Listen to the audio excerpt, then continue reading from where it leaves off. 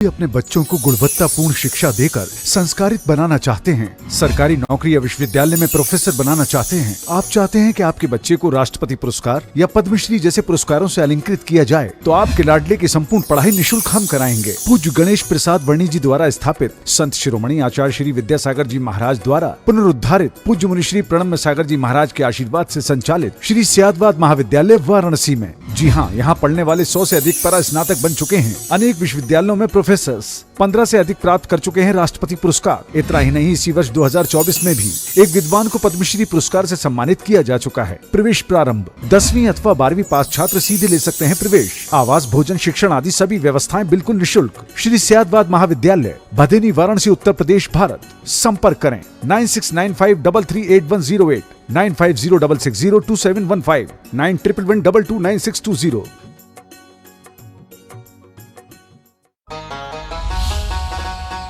इस कार्यक्रम के पुण्यार्जक हैं प्रणम्य वाणी देवदूत। प्रणम्य गुरु की वाणी पहुंचे घर घर, सम्यक ज्ञान प्रभावना होवे घर घर। सभी प्रणम्य वाणी देवदूत के पुण्य की बहुत बहुत अनुमोदना। अधिक जानकारी के लिए संपर्क करें। गुरु चरणों में समर्पित गुरु भक्त परिवार, USA।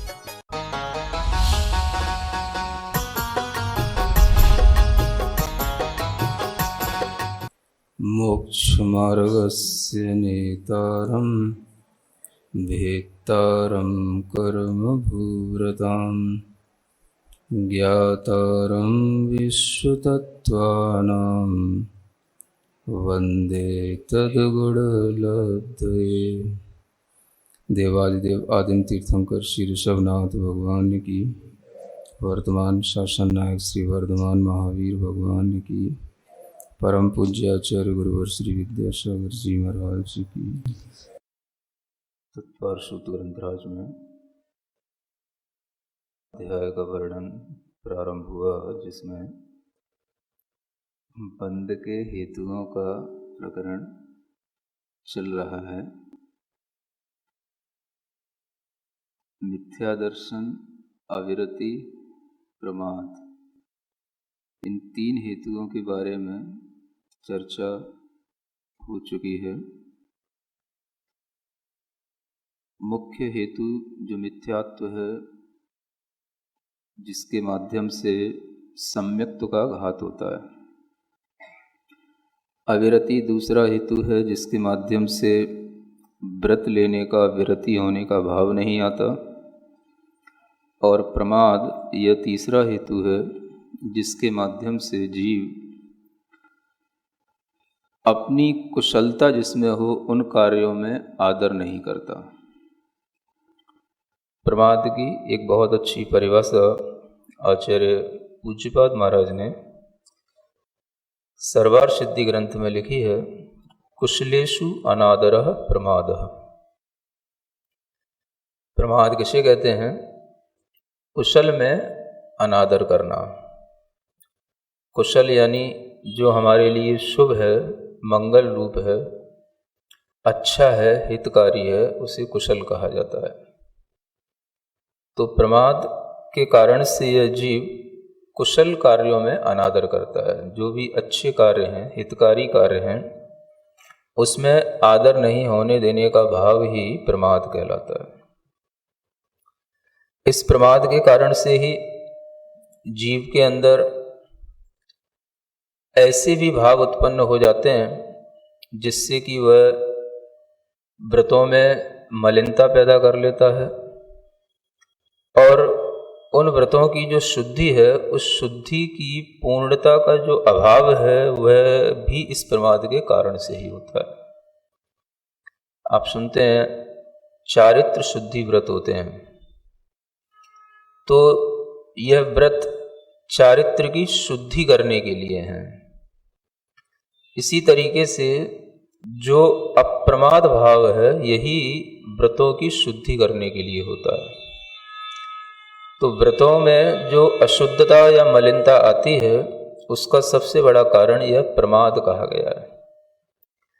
इस प्रमाद में ही सभी वह भाव गर्भित हो जाते हैं जो आचार्यों ने हमें अनेक भेद रूप बताए हैं।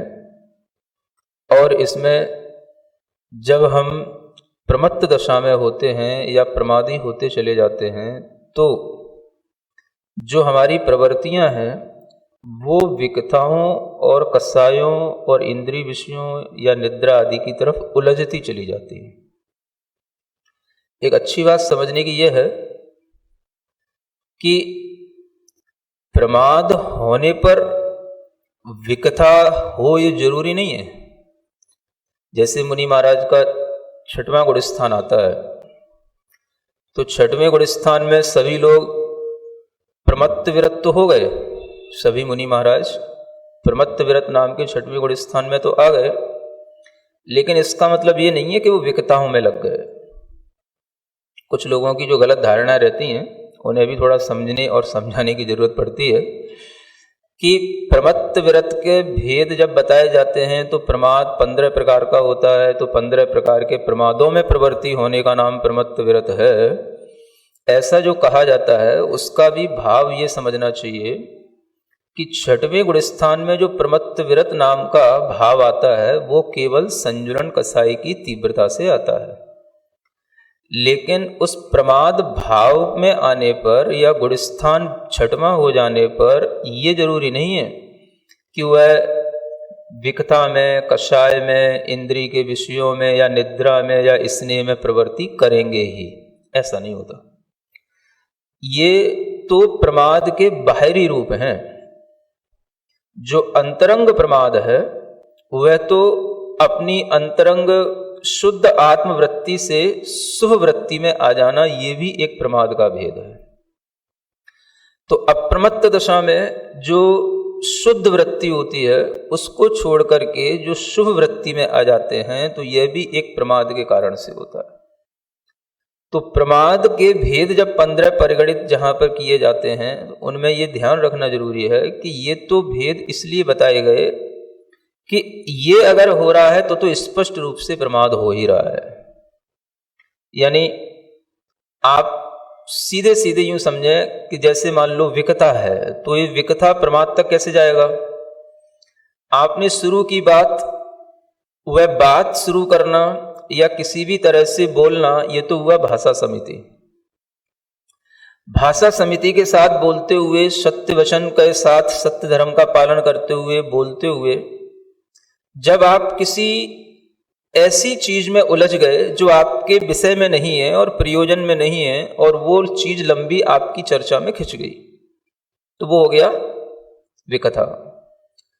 जिस चीज का राग द्वेष से संबंध हो जाए या जो चीज राग द्वेष को बढ़ाने वाली कथा हो जाए तो वो विकथा हो जाती है।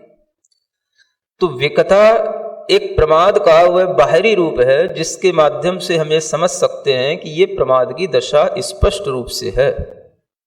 लेकिन जो प्रमाद यहां बताया जा रहा है वो प्रमाद उस गुणस्थान तक जो सिद्धांततः 6वें गुणस्थान तक बताया जाता है, उस गुणस्थान तक होने वाले प्रमाद में 6वें गुणस्थान में ये जरूरी नहीं है कि सभी मुनिराज प्रमादी ही हो जाएं या वो विकथा में प्रवृत्ति ही कर जाएं या वो कसायवान ही हो जाएं, ऐसा जरूरी नहीं है।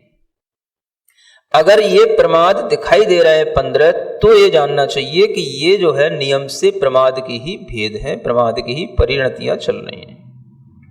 तो यह बहुत अच्छी जो प्रमाद के 15 भेद बताए गए हैं ये बहुत अच्छे हैं। इसलिए अच्छे हैं कि जब भी कभी इन प्रमाद के भेदों में प्रवृत्ति हो तो ये समझना कि यह प्रमाद हमारे लिए जानबूझ करके हो रहा है। 5 इंद्रियों के विषयों में, 4 प्रकार की कसायों में उलझना और जो मुख्य रूप से 4 विकथाएं कही गई हैं वो, और निद्रा को भी एक प्रमाद के रूप में लिया है ना। तो निद्रा प्रमाद कैसे है?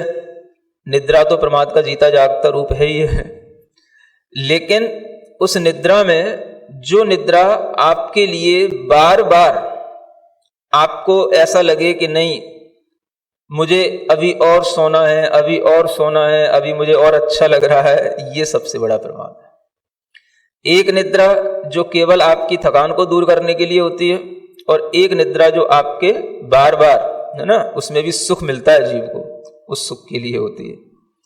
तो ये भी एक प्रमाद का रूप तब बन जाता है। और जो निद्रा वास्तव में केवल अपने शरीर श्रम को दूर करने के लिए है, तो उस निद्रा में भी प्रमाद होता है, लेकिन उसमें भी उसके अंदर एक जागृति सी बनी रहती है। और इसने जो बिना वजह चेतन या अचेतन पदार्थों के साथ किया जाए, ये भी एक प्रमाद की दशा में ही संभव होता है। प्रमाद के ये भेद जो बताए जा रहे हैं, इन भेदों में अनेक तरह की विकथाएं बताई गई हैं। विकथा चार नहीं होती, उसमें अनेक तरीके की विकथाएं आ जाती हैं। आत्म प्रशंसा करना भी और पर की निंदा करना भी एक विकथा का रूप होता है। अनेक तरीके की ऐसी कथाएं जिनसे हमें कोई प्रयोजन सिद्ध नहीं होता है, वो भी विकथा में आ जाता है। किसी की हार जीत की जो कथाएं होती हैं जिनसे हमारा कोई लेना देना नहीं होता है, लेकिन वह हमारे लिए विकथा में आ जाता है।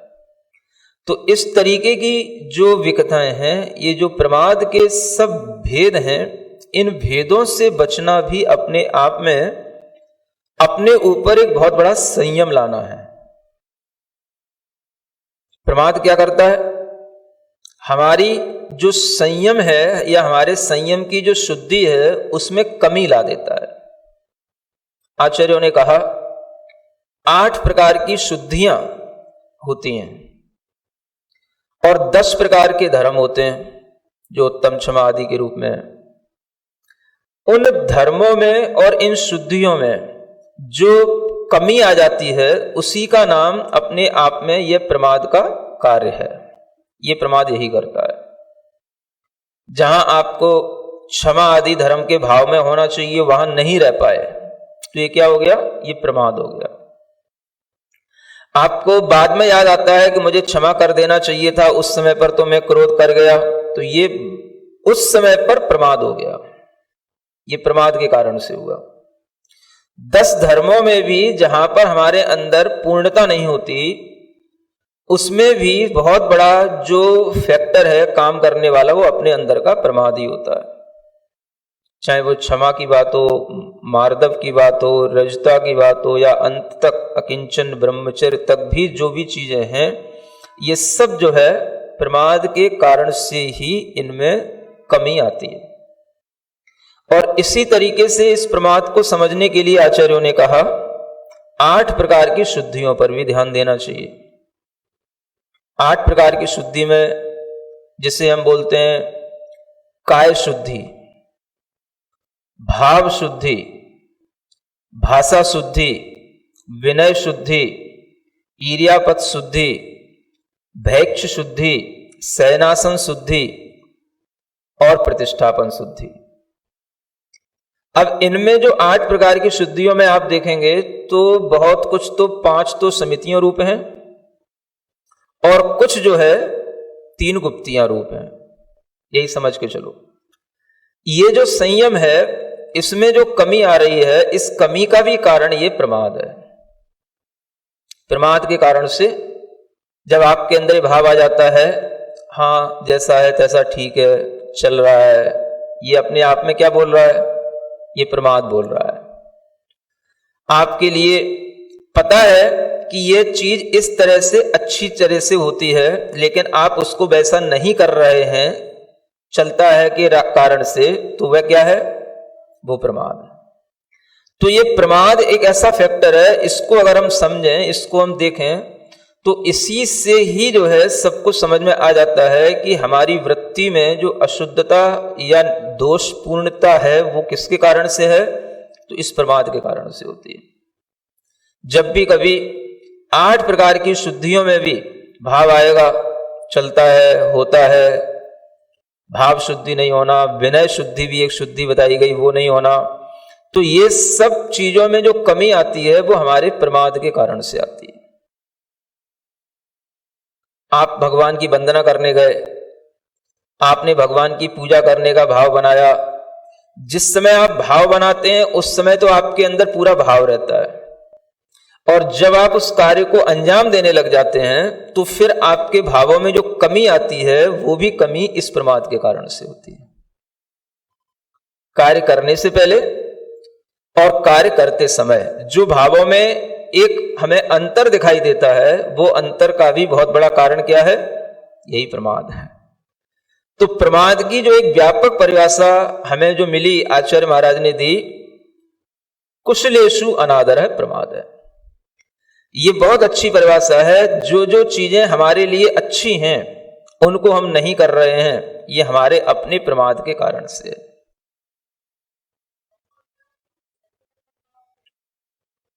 आपके अंतरंग में जो भाव आ रहे हैं वो भाव भी प्रमाद से प्रभावित होकर के आ रहे हैं। ये प्रमाद एक ऐसा हेतु है जो कर्म के रूप में हमारे भावों को प्रभावित कर रहा है। कर्म के कारण से ही तो हमारे भाव प्रभावित होते हैं। तो इन भावों में जो एक गिरावट आती है वह इस प्रमाद के कारण से आती है। तो वह प्रमाद एक कर्म के रूप में मान के चलो। ये बंध का जो हेतु यहां बताया जा रहा है ये सभी कर्म हैं, और इन कर्मों के कारण से हमारे भावों में जो अशुद्धता आ रही है वो उसके इफेक्ट हमारे भावों के ऊपर पड़ रहे हैं, इस कारण से आ रही है। तो यह प्रमाद भी हमारे अंतरंग के जो संस्कार हैं, कर्म के उदय हैं, उनके कारण से एक मिला जुला परिणाम है, जिस कारण से हम कुशलता के कार्यों में भी अनादर कर जाते हैं। सुनते सुनते भी भाव थोड़े से डाउन हो जाते हैं कभी कभी। जिनवाणी सुनने बैठे हैं, सुनने के लिए बैठे हैं, उत्साह के साथ बैठे हैं, और 10 मिनट बाद डाउन हो गए। क्या हो गया? प्रमाद आने लगा भीतर से। ये प्रमाद ही है जो अनुत्साह पैदा कर देता है। उत्साह में जो कमी आना ये प्रमाद के कारण से है। कोई भी अच्छा कार्य जो करने के लिए हमने उत्साह बनाया, हम शुद्ध भोजन करेंगे, श्रावक ने सोचा हम शुद्ध भोजन करेंगे, और सोचने के बाद में जैसे ही उसने इसको अंजाम देने के सोचा, अब शुद्ध भोजन करने के लिए हमें ये करना होगा, वो करना होगा, घर के लोग ऐसा कहेंगे, वैसा कहेंगे, उत्साह अनुत्साह में बदल गया, प्रमाद आपके ऊपर हावी हो गया। अगर आप उसको कार्य कर लेते कि नहीं हमें करना है तो करना है, तो वह आपका प्रमाद भाव जीता जाता, आपका उत्साह बना रहता, और आपके उत्साह में जहां कमी आई, कुशल क्रियाओं में जो आदर में कमी आई, वो नियम से उस प्रमाद के कारण से आई। तो भीतर से जब प्रमाद आ जाता है तो वो कहने लग जाता है इसके बिना भी चलता है, रहने दो, क्यों व्यर्थ का कष्ट उठा रहे हो। हर चीज हमारे सामने है। सम्यक दर्शन के कारणों में भी नहीं लगना, विरति के कारणों में भी नहीं लगना, और आगे बताई जाने वाली जो कसाय और योग हैं इनसे भी नहीं बचना। इन सबके बीचों बीच में ये प्रमाद डला हुआ है। 2 इधर है हेतु और 2 हेतु इधर है, और बीचों बीच में प्रमाद है। कसाय नहीं करनी थी, कर गए, किसके कारण से? प्रमाद के कारण से। योगों की प्रवृत्ति जैसी हमें मन वचन काय की प्रवृत्ति, दुष्ट प्रवृत्ति हो गई, हमें वो नहीं करनी चाहिए थी, किसके कारण से हो गई? प्रमाद के कारण से। हमारे सम्यक्त में दोष लग गया, हमें भगवान के प्रति जैसा भाव श्रद्धा पूर्ण बनाए रखना चाहिए था वैसा नहीं रहा, प्रमाद के कारण से। देव श्रुत गुरु का अनादर का भाव भी आ गया, किसके कारण से? प्रमाद के कारण से। हमारी भक्ति में, विनय में कमी आ गई, किसके कारण से? प्रमाद के कारण से। जो व्रत लिए हैं उन व्रतों को पूर्ण रूप से पालन करने के लिए जो भाव शुद्धि होनी चाहिए उस शुद्धि में कमी आ गई, किसके कारण से? प्रमाद के कारण से। हमें पता है कि हमारा जीवन बुढ़ापे की ओर है, हमारा जीवन बहुत निकट है, लेकिन फिर भी हम कुछ भी संयम के साथ, व्रत के साथ, संलेखना की तैयारी के साथ नहीं चल रहे हैं, किसके कारण से? प्रमाद के कारण से। समझ आ रहा है? हमें पता है कि हमारे जीवन में अभी कोई भी ऐसी संभावनाएं नहीं है कि हम किसी भी तरह से अपना ग्रह त्याग कर पाए, लेकिन फिर भी हम घर में रह करके भी किसी भी तरह से कोई भी व्रत संयम का भाव नहीं कर रहे हैं। ये भी किस कारण से? प्रमाद के कारण से। हम जानते हैं कि हम 8 मूल गुणों का पालन कर सकते हैं, लेकिन हम अपने आसपास के घर के लोगों को देख करके भी इतना सा नहीं कर पा रहे हैं। किसके कारण से? प्रमाद के कारण से। कुशलता में अनादर। जो भी अच्छे कार्य हैं, मैं सिर्फ इसी सूत्र की व्याख्या कर रहा हूं जो आचार्य पूज्यपाद महाराज का ये सूत्र बहुत अच्छा लगता है, कुशलेषु अनादर। जो भी अच्छे कार्य हैं, उन अच्छे कार्यों में मन का नहीं लगना, लगते लगते छूट जाना, उत्साह में कमी आ जाना, उसका भी जितना हमें विनय, आदर और श्रद्धा के भाव में होना चाहिए था वो नहीं होना, और हम उसको स्वीकार भी कर लेते हैं, ये भी ठीक है। तो किसके कारण से? प्रमाद के कारण से। माने हमको प्रमाद भी अच्छा लगता है। क्या अच्छा लगता है? प्रमाद भी धीरे धीरे अच्छा लगने लग जाता है। नहीं है तो ठीक है, ऐसा इसलिए नहीं हो सकता क्योंकि ये कारण है, जबकि वो इतना कोई सशक्त कारण नहीं है। सबसे भीतरी कारण जो हमारा है वो हमारा प्रमाद। हम अपने किसी भी तरीके की कुशलता में जो कमी लाते हैं वो सिर्फ इस प्रमाद के कारण से होती है। इसलिए आचार्य कहते हैं जो प्रमादी है वो सोया हुआ है और जो अप्रमत्त है वो जागा हुआ है। आचार्यों ने इन प्रमादों को जीतने के भी अलग अलग उपाय बताए हैं।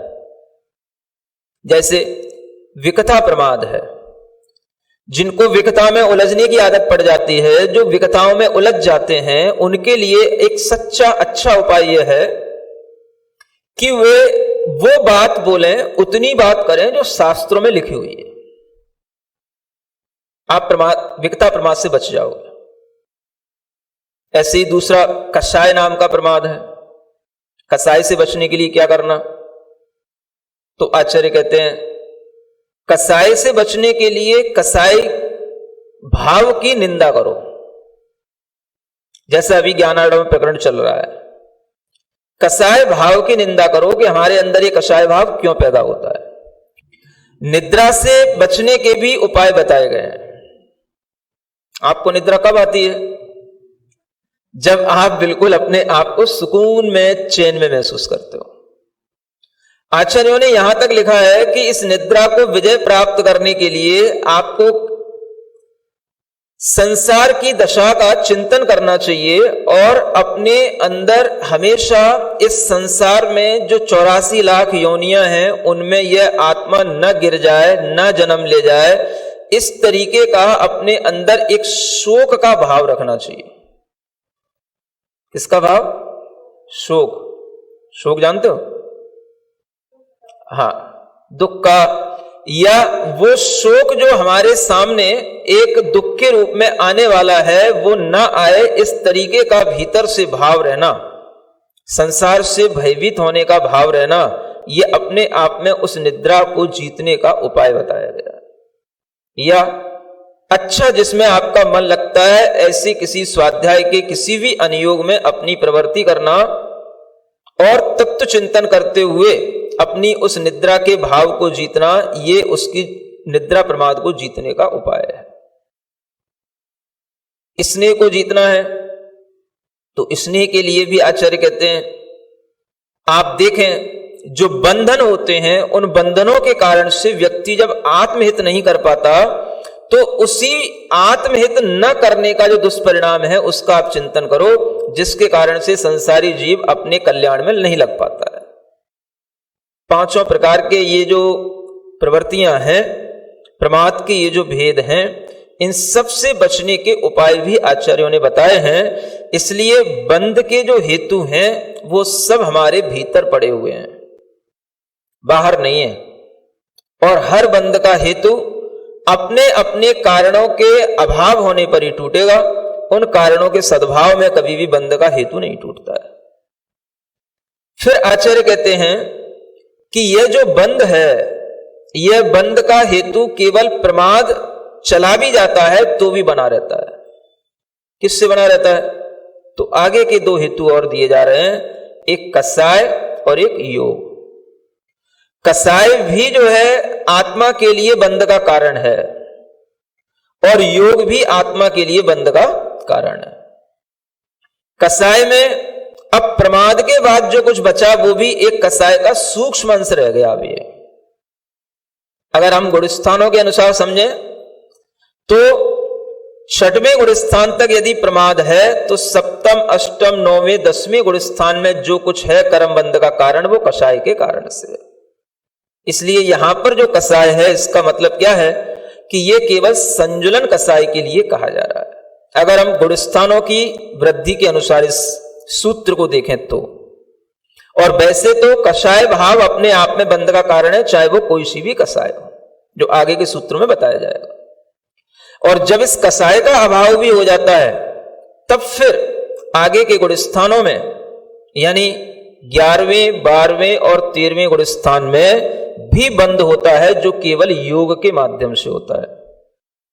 और 14वां गुणस्थान बंध से रहित हो जाता है, क्योंकि वहां पर इन पांचों कारणों में से कोई भी कारण नहीं होता है। अब हम गुणस्थानों की अपेक्षा से देखें तो पहले गुणस्थान में मिथ्या दर्शन के साथ सभी कारण जुड़े होने के कारण पांचों ही बंध के हेतु हैं। 1 से लेकर के 13 गुणस्थानों में हम इन बंध के हेतुओं को लगाएं तो पहले गुणस्थान में बंध के कितने कारण हैं? पांचों ही हैं। दूसरा गुणस्थान अगर आता है तो उस दूसरे गुणस्थान में, तीसरे गुणस्थान में और यहां तक कि चौथे गुणस्थान में भी बंध के हेतु यदि हम देखेंगे तो ये केवल मिथ्यात्व छूट गया, बाकी सभी अविरत भी है, प्रमाद भी है, कषाय भी है और योग भी है। ये चारों बंध के कारण है चौथे गुणस्थान तक। 5वें गुणस्थान में भी देखें अभी अविरति पूरी गई नहीं है, तो उसमें अभी मिश्र रूप परिणाम है, कुछ विरति है कुछ अविरति है। इस कारण से देखें तो हम इस हेतु को 5वें गुणस्थान में भी ले सकते हैं, अविरति, प्रमाद, कषाय और योग। लेकिन वो अविरति कैसी है? मिश्र रूप है, कुछ विरति भी आ गई है, इसलिए वह मिश्र रूप अविरति के साथ में ऊपर के तीनों कारण बन जाने से चारों कारण 5वें गुणस्थान में भी हैं। फिर जैसे ही आगे का 6वां गुणस्थान आता है प्रमाद, प्रमत्त विरत नाम का, तो वहां पर अब मिथ्या दर्शन और अविरति ये पूरा छूट गए, अब केवल 3 कारण वहां पर रह गए, प्रमाद, कषाय और योग 6वें गुणस्थान में केवल। फिर जब 7वें गुणस्थान में बात आएगी तो 7वें गुणस्थान में प्रमाद छूट गया, कषाय और योग ये 2 बंध के हेतु रह गए। अब ये बंध के हेतु 7वें में भी, 8वें में भी, 9वें में भी और 10वें में भी ये दोनों हेतु चलेंगे। ये दोनों हेतु कहां तक हैं? 10वें तक। 7वें से लेकर के 10वें गुणस्थान तक ये कषाय और योग ये दोनों ही बंध के हेतु हैं। फिर आगे 10वें गुणस्थान में कषाय प्रत्यय जब छूट जाता है तो 11वें, 12वें, 13वें गुणस्थान में केवल एक योग ही बंध का कारण रह गया, और 14वें गुणस्थान में कोई भी कारण नहीं होती, इसलिए वहां पर बंध का कोई भी हेतु नहीं होता, और सिद्धों में तो बंध होता ही नहीं। ये गुणस्थानों के अनुसार जो यह कर्म बंध की व्यवस्था है, इनके लिए ये प्रत्यय भीतर हमारे जो काम करते हैं इसके अनुसार यह कर्म बंध होता रहता है। और ये जितना भी हमें ये बंध का जो भाव दिया जा रहा है, बताया जा रहा है, ये सारा का सारा एक तरह से भाव बंध की मुख्यता से बताया जा रहा है, क्योंकि ये सभी भाव हैं। मिथ्यात्व, अविरति, प्रमाद, कषाय, योग, ये सब क्या है? भाव हैं। और इन भावों के माध्यम से जो बंध हो रहा है वो भी यहां पर भाव बंध ही बताया जा रहा है। उस भाव बंध में जो कर्म का बंध हो रहा है वो तो द्रव्य बंध हो गया, लेकिन मुख्य हेतु तो यहां पर भाव रूप हेतु ही है, जिसके कारण से ये बंध के सभी हेतु या तो एक साथ भी चलते हैं या जहां पर जितने छूट जाते हैं उतने रह जाते हैं। अब आप इन सबके भेद उपभेदों को मिलाएंगे तो कई इसके भेद बन जाते हैं।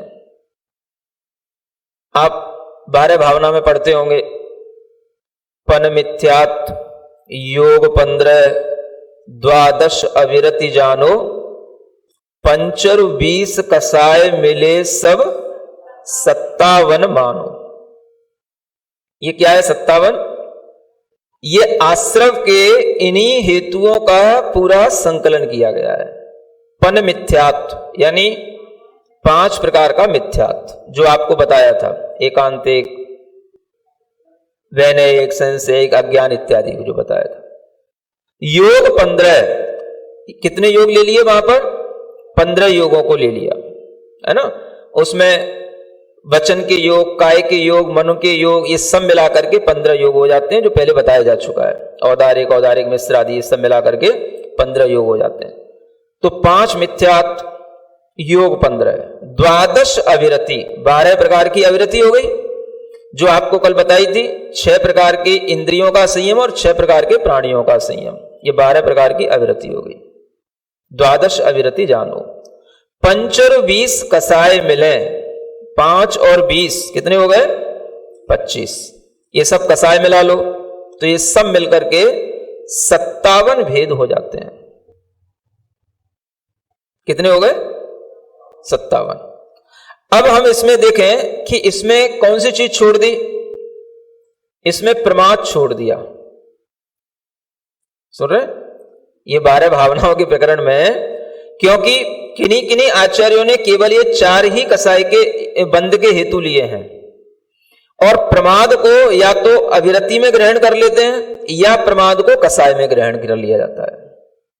कभी कभी प्रमाद को अविरति में ही उसका अंतर्भाव हो जाता है और कभी कभी कसाय में भी उसका अंतर्भाव हो जाता है, क्योंकि इधर देखें तो कसाई की तीव्रता का नाम प्रमाद है और इधर देखें तो यह अविरति जो बनी रहती है इसके कारण से ही प्रमाद होता है, इसलिए इसको प्रमाद में लिया जाता है। प्रमाद को अविरति में गर्वित कर लिया जाता है।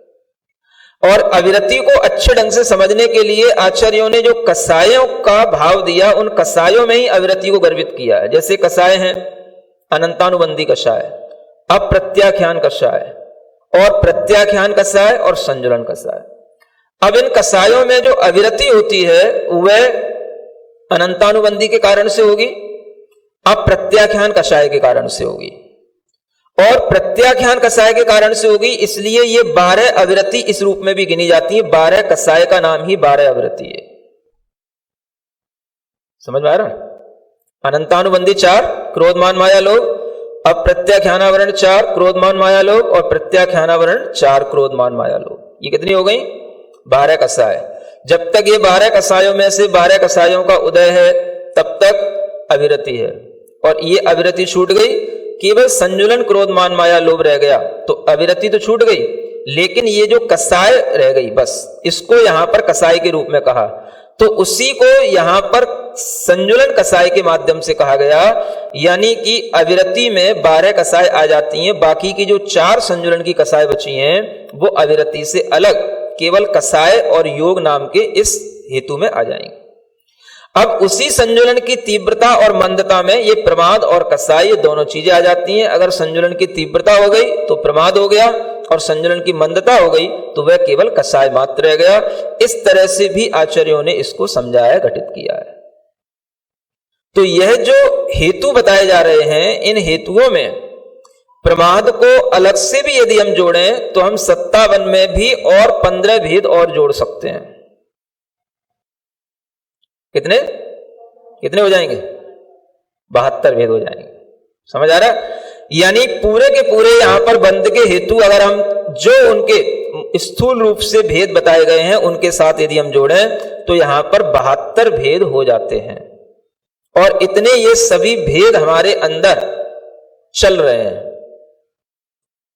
जीवों के अंदर, इन्हीं के कारण से ये कर्म का बंध चल रहा है। तो कर्म के बंध के लिए ये जो कारण हैं, ये कारण अंदर बहुत सारे पड़े हुए हैं और इनके भेद उपभेद इतने हैं कि आचार्य कहते हैं कि या तो ये सब मिलकर के भी आपके लिए कर्म बंध के कारण बन सकते हैं अथवा ये अलग अलग भी कर्म बंध के कारण बन सकते हैं। किसी के अंदर मिथ्यात्व नहीं है तो उसके आगे के लिए कारण बनेंगे, किसी के अंदर मिथ्यात्व अविरति का भी अभाव हो गया तो उसके लिए जितने भेद बचे रह गए वो कर्म बंध के कारण होंगे। हर क्रिया में जो भी कर्म बंध हो रहा है उस कर्म बंध का कारण भीतर का यह हेतु है। ये हेतु समझ में आने पर ही आगे के जो बंध का प्रकरण है वो सब पूरा का पूरा क्लियर होगा और वह अच्छे ढंग से समझ में आएगा। तो बंध के कारणों को जाने, बंध के कारण जो यहां पर आचार्यों ने बताए ये हमारे अंदर निरंतर चल रहे हैं और इन बंध के कारणों में अगर हम तरह तरह से इसका विभाजन करें तो वह सब इन्हीं के अंतर्गत आ जाता है, चाहे वो कर्म बंध हो चाहे वो नौ कर्म बंध हो। ये किसके हेतु है? ये तो कर्म बंध के हेतु है। और नौ कर्म बंध क्या होता है? जो हमारा परिवार है, कुटुंबी जन है, लोग हैं, उनसे जो हमारे अंदर एक बंध रहता है, नहीं रहता उनसे बंध। इसी के कारण से तो हम बार बार वहीं खिंच करके पहुंचते हैं, हम उन्हें छोड़ नहीं पाते हैं, या हम किसी भी तरीके से उनसे विरक्ति नहीं ले पाते हैं। तो इस बंध को भी आचार्यों ने क्या कहा है? नौ कर्म बंध कहा है। ये आप किससे बंधे हैं? नौ कर्मों से बंधे हैं। किस कारण से बंधे हैं? तो कर्म का बंध है भीतर, इसलिए वो नौ कर्म का बंध है। कुछ में से, दोनों में से कहीं ना कहीं से तो आपको कुछ ना कुछ तो पहले तोड़ना पड़ेगा। या तो नौ कर्म बंध टूटे तो कर्म बंध टूटे, या कर्म बंध टूटे तो नौ कर्म बंध टूटे। आपको जैसे भी उचित लगे, कर्म बंध को तोड़ने के लिए जैसे ही आप तैयार होंगे तो नौ कर्म बंध बाहर के टूटते ही हैं।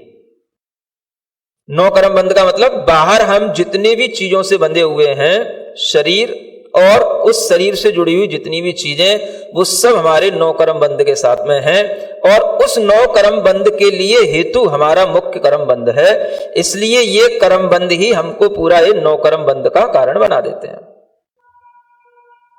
इसलिए संसार भी जो पुद्गल परावर्तन होता है वो दो ही रूप होता है, एक कर्म पुद्गल परावर्तन और एक नौ कर्म पुद्गल परावर्तन।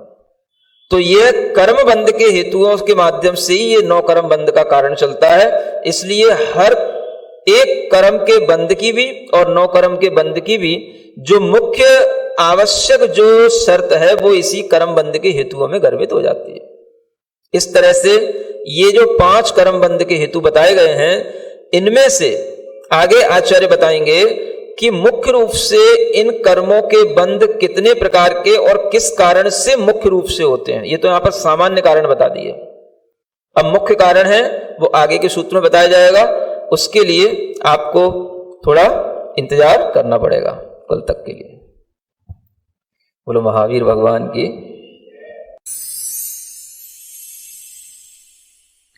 सिरिजिणवाणी जग कल्याणी जग जन मदतम मोहरी जनमण हारी गढ़हर हारी जम जरा भव रोग हरि तिथ्य राणम दिव्य झुणिम जो पड़ई सुणई मय्ये धारई राणम सौख मणंतम धर्य सासद मोक्ष पदम पावई सासद मोक्ष पदम पावई।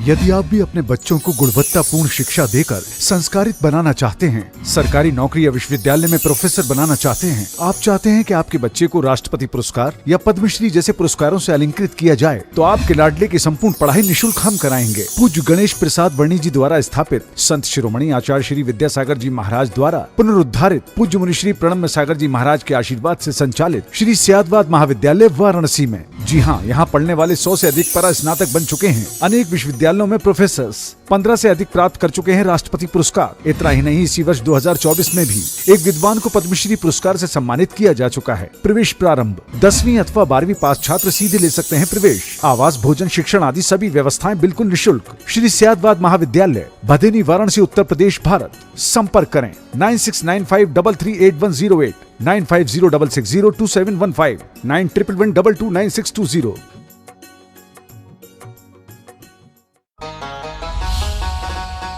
इस कार्यक्रम के पुण्यार्जक थे प्रणम्य वाणी देवदूत। प्रणम्य गुरु की वाणी पहुँचे घर घर, सम्यक ज्ञान प्रभावना होवे घर घर। सभी प्रणम्य वाणी देवदूत के पुण्य की बहुत बहुत अनुमोदना। अधिक जानकारी के लिए संपर्क करें। गुरुचरणों में समर्पित गुरु भक्त परिवार USA,